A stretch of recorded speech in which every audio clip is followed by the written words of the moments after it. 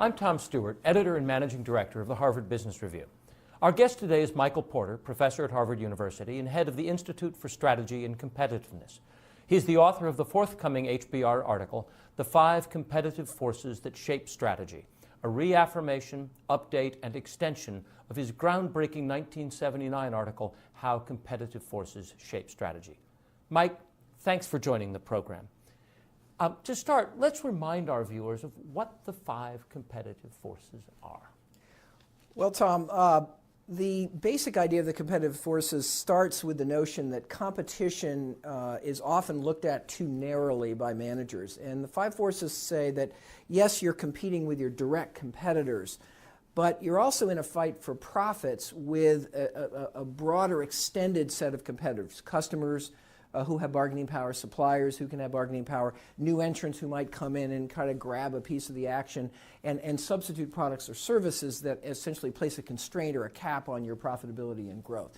So the 5 forces is kind of a holistic way of looking at any industry and understanding the structural underlying drivers of profitability and competition. So I use these to think about my rival makes it difficult for me. The threat of substitutes means I can't overcharge. The threat of new entrants means I can't overcharge. Right. And the same thing with the buyers power and suppliers. And there's underlying drivers of each of those forces that the model really sort of unveils, and then you can actually apply this. Every industry is different. Every industry will have a different set of economic fundamentals, but the 5 forces help you home in on, first of all, what's really causing profitability in your industry, what are the trends that are the most likely to be significant in changing the game in the industry, where are the constraints which if you can relax them might allow you to find a really strong competitive position. So how would you apply this analysis to an industry, airlines, for example? Well, airlines is a great industry.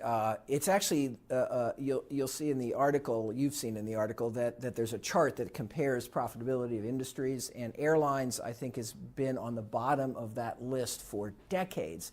It's among the least profitable industries known to man. And the 5 forces really allows you very quickly to understand why. I mean, let's just go around the chart. The nature of rivalry is incredibly intense, and it's almost exclusively on price. It's been very hard to differentiate, to get the customer to wait even an extra 2 or 3 minutes for a intense price competition, low barriers to entry, a constant stream of new airlines coming into the industry, despite the fact that the profitability is low. It's always puzzled me. The low barriers to entry because you can rent a plane, you don't have to buy them. You can rent a plane, you can lease a gate, it's all generic technology. You can start with 1 flight between 2 city pairs. You don't have to, there's no real need to have a whole network in the beginning. And yet people keep coming in. I think it's just one of those sexy industries. It's a great example of how sexiness or coolness or hotness or chicness has nothing to do with industry profitability. The underlying structure is what drives profitability. The customer is very fickle and price sensitive. Suppliers of aircraft and aircraft engines and even aircraft gates at airports now have a lot of clout. They can bargain away most of the profits. GE and Rolls-Royce and Airbus and Boeing make a lot more money than airlines. They get most of the profit. And then, of course, there's always a substitute of getting on the train or driving your car or shipping your goods by air, and that's kind of kept a concern. And you have powerful suppliers of labor too. That's another powerful supplier. Right, exactly. There's a great case where you have unionized labor, and unlike other industries, in this industry, particularly with the pilots, the labor can literally shut you down, and there's no way around them. So it's an industry where there are spurts of what you might call mediocre profitability, punctuated by long periods of terrible profitability. So every one of the 5 forces is very strong in that industry. Yep. And you could take another industry where the 5 forces are right. relatively benign right. in all cases. Like soft drinks. I mean, soft drinks has been a license to mint money, and again, it's the opposite kind of analysis. When I talk with students, we kind of joke around. There's 5-star industries where all the forces are attractive, like soft drinks. There's 0-star industries where all the forces are unfavorable, like airlines. And we're always trying to understand, okay, what's the configuration of underlying economic drivers that's going to really shape the profit potential of this industry? And then armed with that insight, what do I do about it?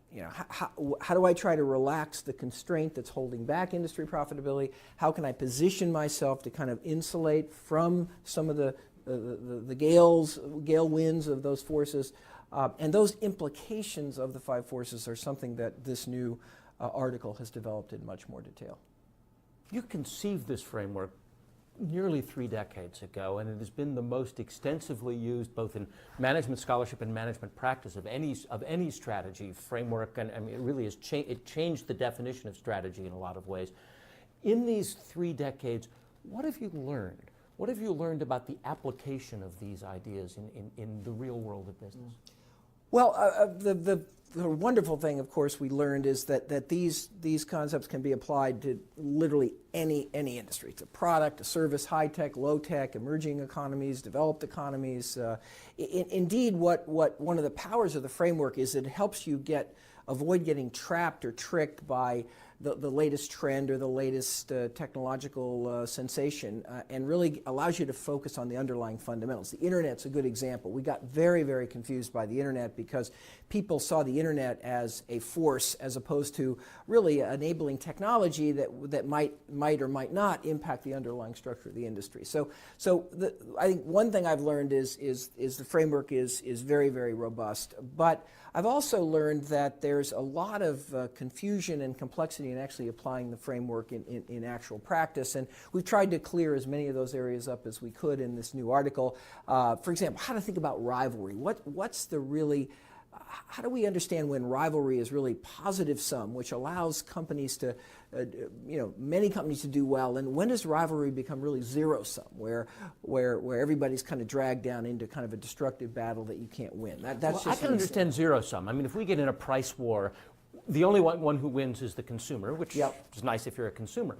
But what do you mean by positive sum competition? Well, the trouble with the zero sum competition is then the consumer gets a low price, but they really get no choice. And a positive sum competition is where companies can compete on different attributes, services, features, customer support that's actually relevant to particular groups of customers. And the most really positive sum competition is where companies are really competing on different things in order to meet the needs of different segments of customers. So we're growing the pie and there's a piece for each of us. There's a piece of us. In fact, one of the things we talk about in the new article, one of the things I did in the new article that we really probably didn't have the experience to do so many years ago was really talk a lot about the implications.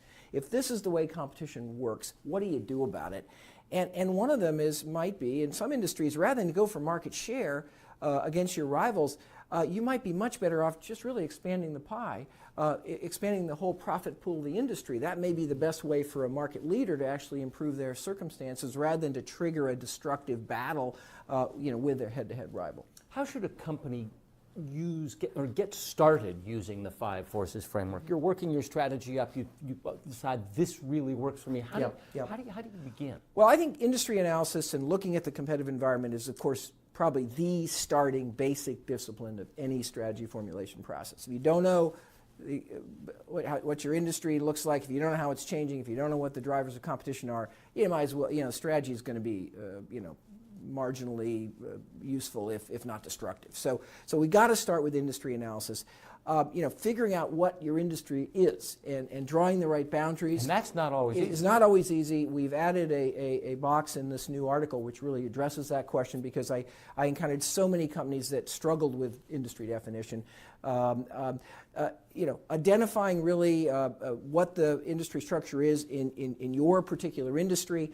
And then there's another thing that a lot of managers do. They kind of go through the industry analysis and they say, okay, this is good, this is bad, this is good, this is bad. So this is a attractive industry or an unattractive industry. But of course, the real question is, how's that industry changing? Some have taken the 5 forces as really a static snapshot. But of course, the 5 forces give you the tools for understanding the dynamics and where's that industry structure changing, how are buyers and suppliers and substitutes and potential entry evolving, and then what implications does that hold for your strategy? How do you position yourself to find that spot within the industry that you're where you can command a really good profit given the 5 forces? How can you maybe reshape the nature of the industry structure? And we've got some great new examples that are very, very contemporary in this article that I think will help the manager community and the investor community really understand the application of this. Sometimes when people think about strategy, they think about a group of people, maybe from a management consulting firm or maybe on the 33rd floor of the building, whatever it is, but this sort of elite strategy priesthood that goes and does this, and they're almost divorced from the rest of the management of the company, the 99% of the other people working in the company. How can a strategy become part of the day-to-day life of a working stiff manager in a company? How do you apply this framework, this thinking? How do you use it?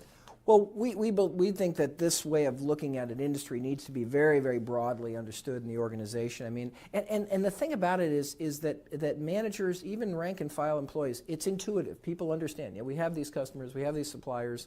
We're struggling with them every day. They're trying to get a better deal. We're trying to get a better deal. So intuitively, I think this is a way of helping people sort of step back from all the excruciating little details that characterize any business and say, what's really important here? And then, of course, we've learned that strategy is completely useless, again, unless the results of the strategy process, the position that you choose to occupy, the way you're going to drive your company, is well understood quite broadly. Because the number one purpose of strategy is alignment. It's really to get all the people in the organization making good choices, reinforcing each other's choices, because everybody's pursuing a common value proposition, a common way of gaining competitive advantage. So, I remember when I wrote this article, there were many people who believed that strategy documents should be locked in the safe at night. And should not be made available to the rank and file. There was a concern that some competitor would find some secret. Well, we've actually learned now that it's the opposite. You've got your employees got to know your strategy, your channels have to know your strategy, your suppliers have to know your strategy, and your competitors probably knew it already. Well, and frankly, if again, the competition is not zero sum. If every company finds a unique need that it can set out to meet, if it tries to deliver something different than its rivals, multiple rivals can be successful. And if your competitors kind of understand what you stand for and what you're committed to, maybe they'll make a different choice rather than get dragged into these kind of mindless price wars that we see in so many industries. The 5 forces that shape strategy have been around for 30 years. They're going to be around for... Well, they've been around for long. They were around long before you wrote about them. That's right. They've been around as long as business has been around. They're going to be around as long as business is around. The new article is just fabulous, and thank you so much. Thank you. Well, I'm looking forward to kind of getting another surge of feedback from the practitioners, and we'll keep learning. Thanks. Thanks, Tom.